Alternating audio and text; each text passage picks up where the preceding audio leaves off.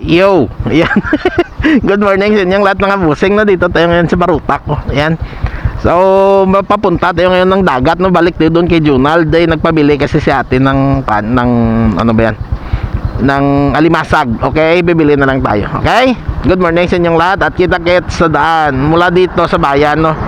Hanggang doon sa dagat. Hanggang doon lang sa hanggang doon lang sa may fish pan, sa palaisdaan, no? Para mahaba-haba siguro to. Hindi naman siguro. Sige, cut ko na lang mamaya kung ano man sa editing, okay?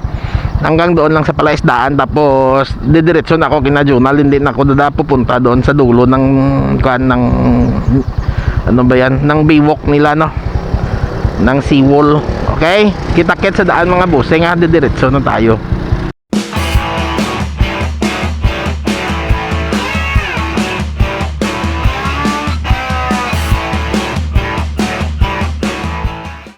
Yeah, let's G. Dire-diretso na to, full tank mo din naman eh. Full tank na.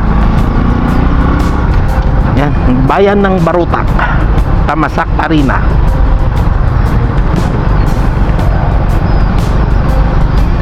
Plaza nilang ganda na eh.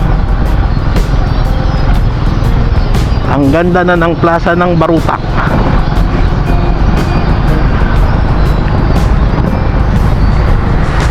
Dami pang mapagkakapihan dito. Yan o. Ay iba sarado pa, pero dito sa dulo bukas na.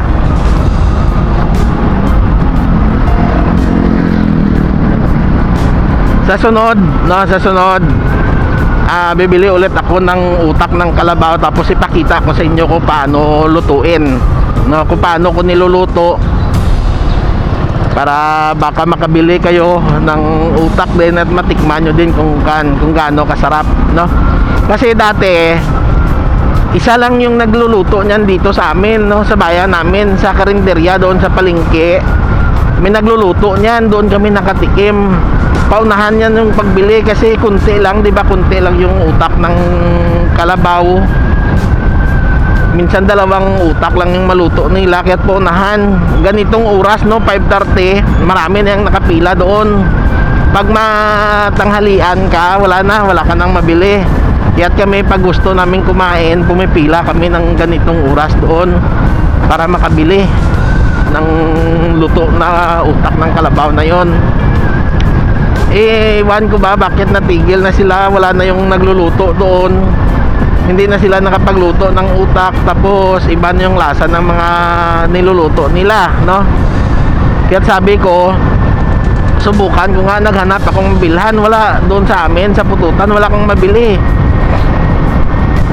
Yun pala, dapat kung magbili ka doon sa amin, dala yung buong ulo, no? Buong ulo ng kalabaw.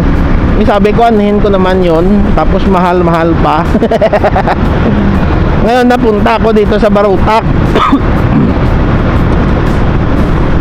Sa suki, may naging suki ako. Sabi ko, pwede mabili yung utak ng kalabaw. Abay, nung una binigay pa sa akin. Hindi pa dyan sa pangalawang suki ko na yan, doon pa sa kabila, binigay lang sa akin pati utak ng baka. Trial and error din yung pagluto ko, dahil sabi nila ginisa lang yun eh.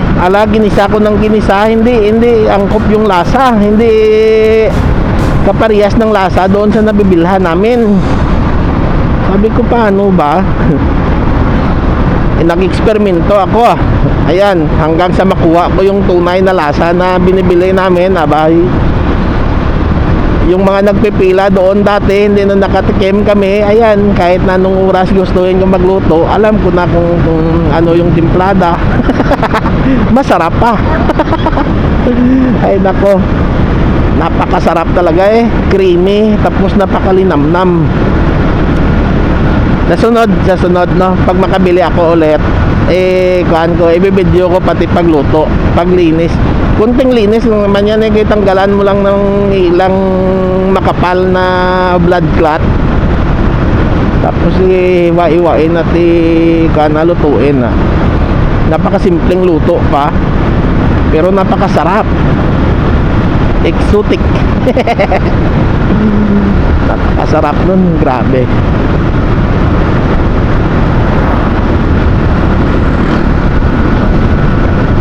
Tapos sino ba yung nagsabi na bumili ka ulit ng pata?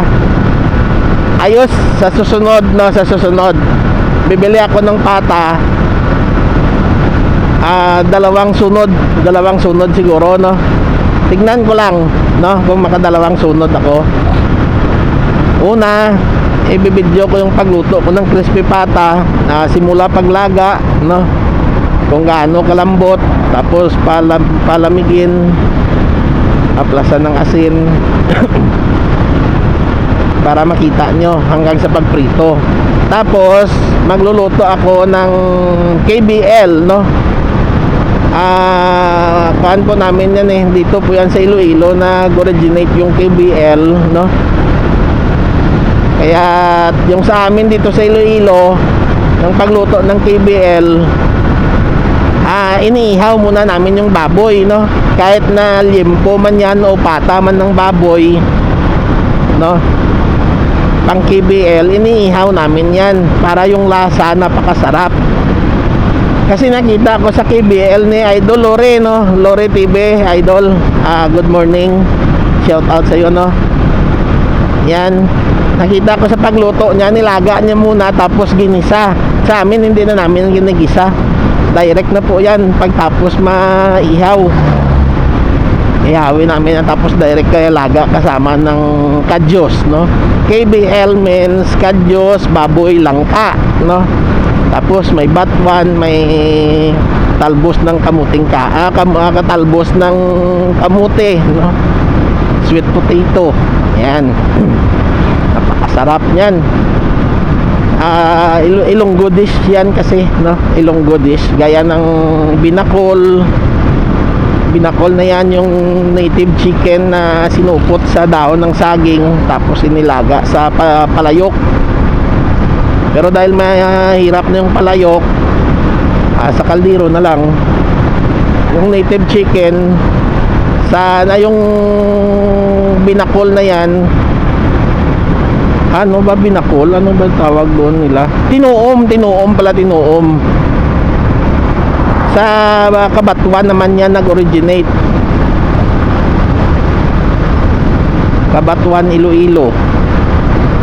Yung KBL sa San Joaquin ata yan nag-originate eh. Yung unang nakaluto yan taga San Joaquin ata eh. Oo, taga San Joaquin ata ang unang nakaluto ng KBL na yan, kaya na-discover yan. Maliban sa batsoy, no, maliban sa batsoy, yan yung mga pang-ulam na lutong Ilonggo. Yung batsoy pang merienda na Ilonggo dish din. At saka yung chicken inasal, no. Dito nagsimula yung chicken inasal sa Iloilo. Yung pinakaunang chicken inasal dito, tapos naglipat sila sa Negros, no. Lumipat sila doon sa Negros at doon nila pinatuloy yung kanila, yung pag chicken inasal nila, tapos in-improve pa nila. Dati kasi yung inasal lang talaga na manok, no, yung inasinan native, hanggang in-upgrade nila sa barbecue, no, sa barbecue flavor na. Yung 45 days na yung ginamit. Yan. Kaya sumikat doon sa Negros yung chicken inasal. Yan. Pero Ilonggo yung pinakaunang ng chicken inasal na yan. Maulap na naman, oh. Sana wala, hindi mahangin. Nung nakaraan napakahangin eh. Ganda ah. Lakas ng hangin nung nakaraan, kaya maingay sa microphone ng pero okay lang, at least natural ng video natin, original at natural, di ba? Para wala tayong disgrasya kay Lulo. Napaka-stricto na kasi yan. So basta yan yung mga kuhan ko, yung lulutuin ko sa para sa inyo makita nyo. Masarap sa KBL, may batuan. Iwan ko sa ibang lugar kasi walang batuan eh. Sa Mindoro walang batuan. Naghanap sila dati doon, yung mga nakita ko sa vlog, walang batuan doon ng mga Ilonggo na nagkaan. Walang batuan silang makita eh. Iba kasi yung lasa ng batuan kumpara mo sa sinigang mix.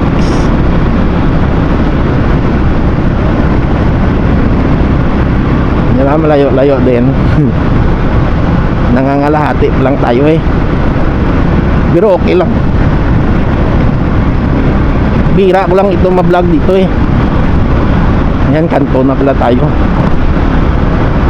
Nasa kanto na pala. Malapit-lapit na pala to. Nung nakaraan doon ako banday, nabutan ng ulan sa unahan, no? Hayop na yun na biglang bagsak yung isang isang ano ba yan? Isang makapal na ulan na yun eh.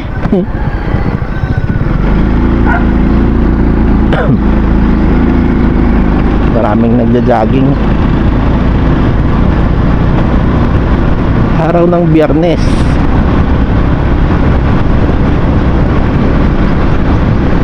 Ganda din kasi dito yung dumadaan lang mga tricycle, tapos mga private na may mga sasakyan, yun lang yung dumadaan.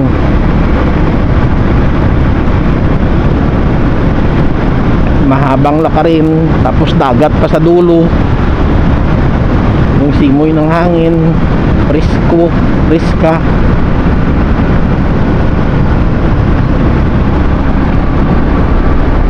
Talisay Elementary School.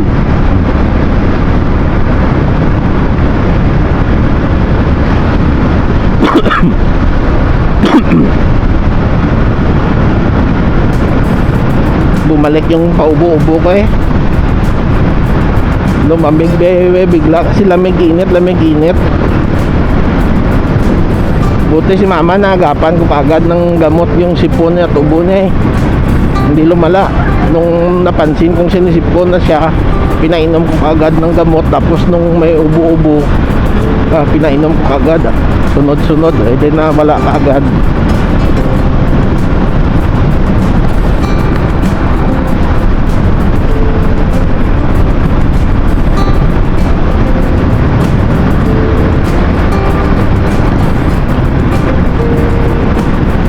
Sitio Paho.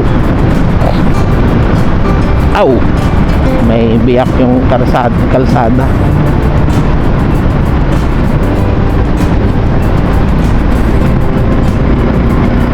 Ay, wag na sanang lumakas ah. Alis. Yung ulap no. Lakas ng hangin nung nakaraan kasi eh. Pero ito mukhang malakas din eh. Yan. Pagliko ko dyan, biglang bumagsak yung ulan eh. Basa pa dyan yung bayo ko nung sa video dyan eh. Napakalakas ng ulan. Tapos dito ako nagsilong oh, sa maiksing na yan oh. May dalawang nakaupuan dyan. Tapos yung ibang nagja-jogging papunta na din, basa na din sila.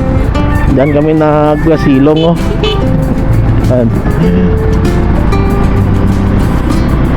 Yung ibang nag-jogging papunta na din, basang-basa na din sila eh. Yan, hanggang doon lang sa palaisdaan mga busing ah.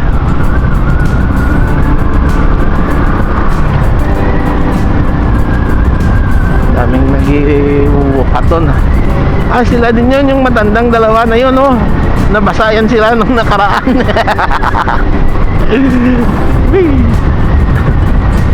Palaisdaan na po yan dyan sa unahan. Oh, pandesal. May pandesal. Wala akong tubig na dala.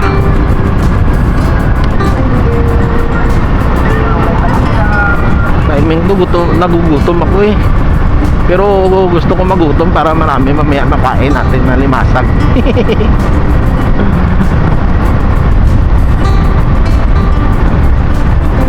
Palaisdaan na.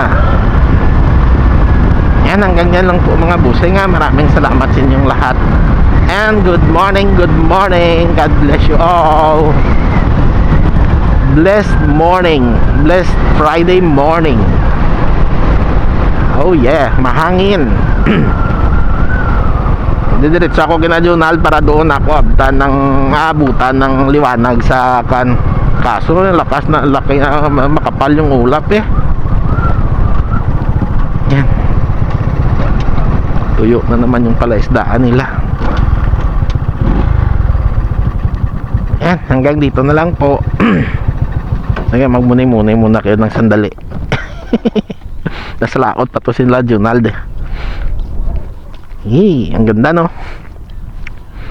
Yan, sa kuha na lang pala mga busing sa pangalawang video na lang, abangan nyo na lang po dito na lang ako mag intro, tapos dudugtong tayo doon mamaya sa kabila, baka makadalawa tayo doon, iiksian ko lang para makadalawa no. Kasi nung nakaraan ng haba eh. Yan, hanggang dito na lang po, bye bye, love you all.